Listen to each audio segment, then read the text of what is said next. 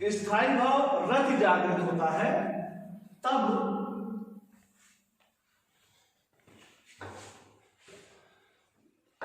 श्रृंगार रस होता है। तो देखिए, जब हम किसी कविता को पढ़ते हैं, कहानी को सुनते हैं या किसी दृश्य को देखते हैं, तो पाठक, सहृदय या श्रोता या दर्शक किसी के भी हृदय में यदि स्थायी भाव रति जागृत हुआ तो वहां पर श्रृंगार रस होता है। कविता को पढ़ने, दृश्य या घटना को देखने, कथा को सुनने से जिसके हृदय में जागृत हुआ, यदि किसी के हृदय में स्थायी भाव रति जागृत हुआ तो वहां पर क्या है? श्रृंगार रस है और इसका स्थायी भाव रति है। श्रृंगार रस के भेद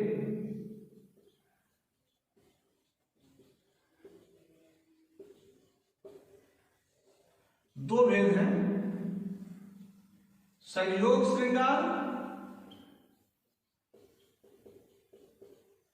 और वियोग श्रृंगार।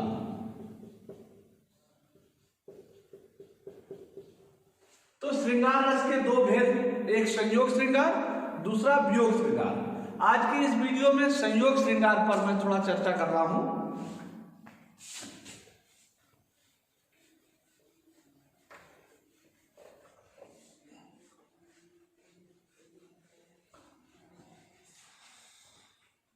पहले भी बताया, संयोग श्रृंगार में नायक नायिका के मिलन और उनके प्रेम प्रणय संबंधों का वर्णन होता है। तो श्रृंगार रस में संयोग श्रृंगार,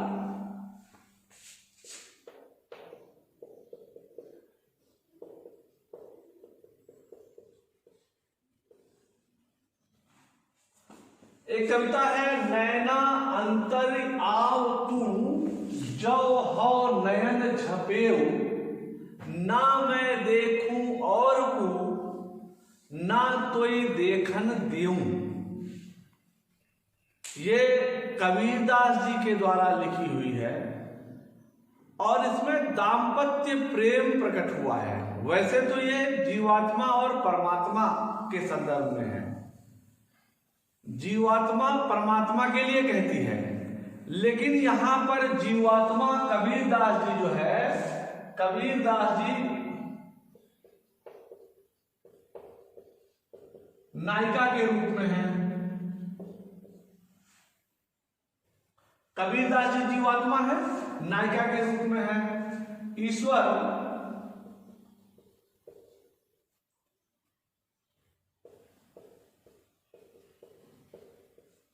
ईश्वर परमात्मा है, नायक के रूप में है। तो नायिका और नायक, नायिका नायक से कहती है कि नैना अंतर्याव तू मेरे नेत्रों के भीतर समाहित हो जा, और जैसे आएगा तो हव नयन झपऊ, तो मैं अपने नेत्रों को बंद करूं, ना मैं देखूं और को ना तो ही देखन देऊं, ना मैं और दूसरे को देखूं, तुझे ही निहारती रहूं, और ना तो तुझे मैं किसी और को देखने दूं। यहां पर चूंकि नायिका नायक को दूसरे और को देखने ही नहीं देना चाहती है, इसलिए श्रृंगार रस है इसमें, नहीं तो यह भक्ति रस हो जाता है। क्योंकि भक्त चाहता है कि उसका ईश्वर जो है वो समष्टि में सभी उससे प्रेम करें, जबकि नायिका चाहती है कि उसके नायक से वही प्रेम करे, दूसरा कोई प्रेम ना करे। इसलिए इस कविता को श्रृंगार रस की कोटि में रखा गया है और इसमें दाम्पत्य प्रेम है।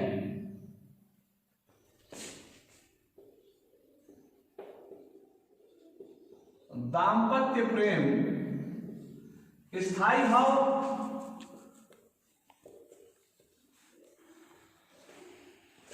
रति है, संयोग रति।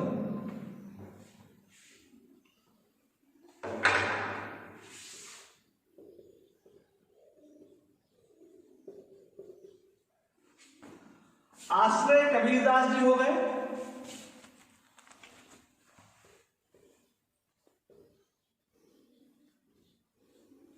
विषय परमात्मा,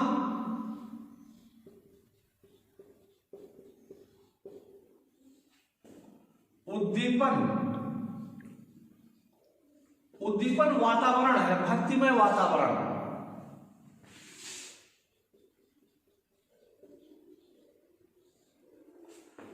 ये स्थायी भाव विभाव हो गया। अनुभाव,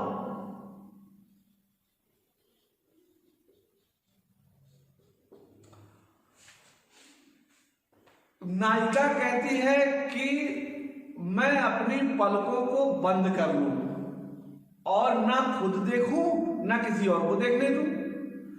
तो पलकों का बंद करना,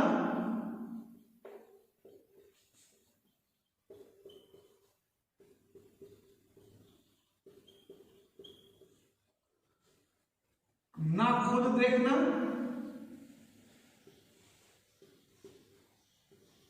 ना दूसरे को देखने देना।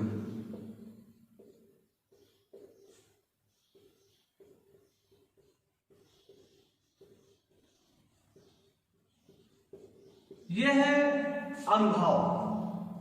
संचारी भाव हर्ष, विस्मय,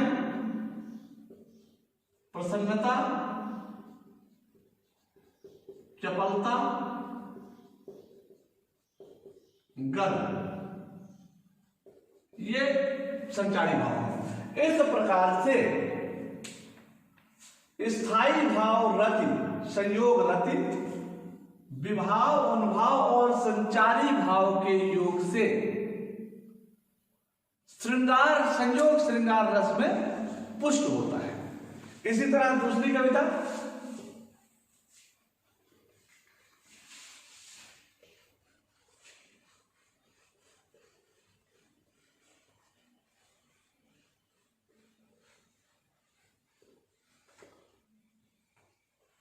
दूसरी कविता बाबा तुलसीदास जी ने लिखी है और राम के स्वयंवर के समय का है। राम और सीता विवाह के समय का है, विवाह के समय का दृश्य है। राम और सीता एक साथ बैठे हैं। जानकी जी यहां पर आश्रय है। जानकी जी आश्रय क्यों है? क्योंकि जानकी जी के हृदय में स्थायी भाव रति जागृत हुआ है। तो इसमें स्थायी भाव,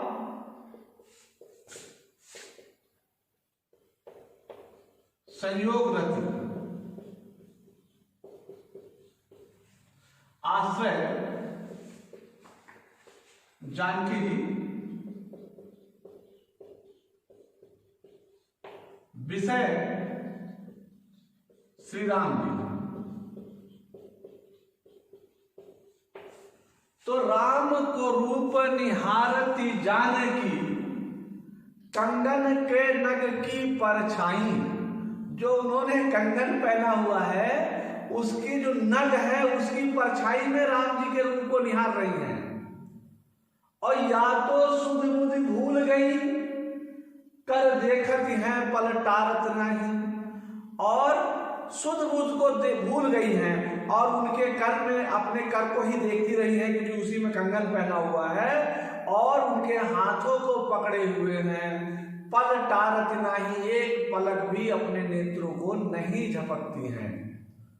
तो आश्रय जानकी जी, क्योंकि उनके हृदय में स्थायी भाव रति जागृत हुआ है। विषय राम जी, उद्दीपन, विवाह का वातावरण,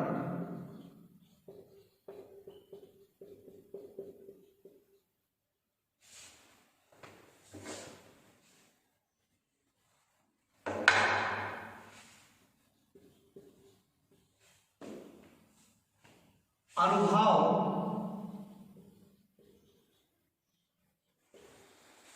जानकी जी द्वारा राम जी के हाथ को पकड़े रहना,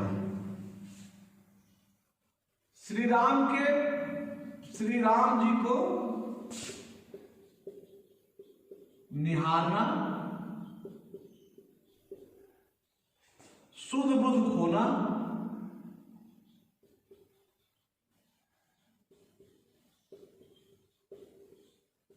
हाथ को पकड़े रहना,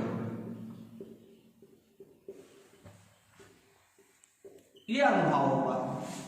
संचारी भाव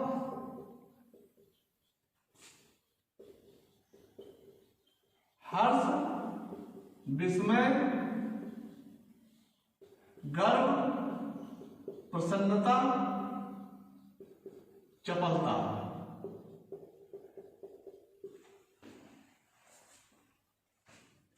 तो इस प्रकार से स्थायी भाव, संयोग रति, विभाव, विभाव, अनुभाव और संचारी भाव के संयोग से, विभाव, अनुभाव और संचारी भाव के संयोग से श्रृंगार रस के रूप में पुष्ट होता है। इसी तरह से एक कविता और है, इसे आपको खुद करना है। नयनों का नयनों से गोपन प्रिय संभाषण, पलकों का नौ पलकों पर प्रथमोत्थान पतन। इसे आप खुद आज अभ्यास करेंगे। कल मैं इसके बारे में फिर पहले इसके बारे में बता करके उसके बाद वियोग स्वीकार बताऊंगा। तो आज के लिए सिर्फ इतना ही। तब तक के लिए धन्यवाद।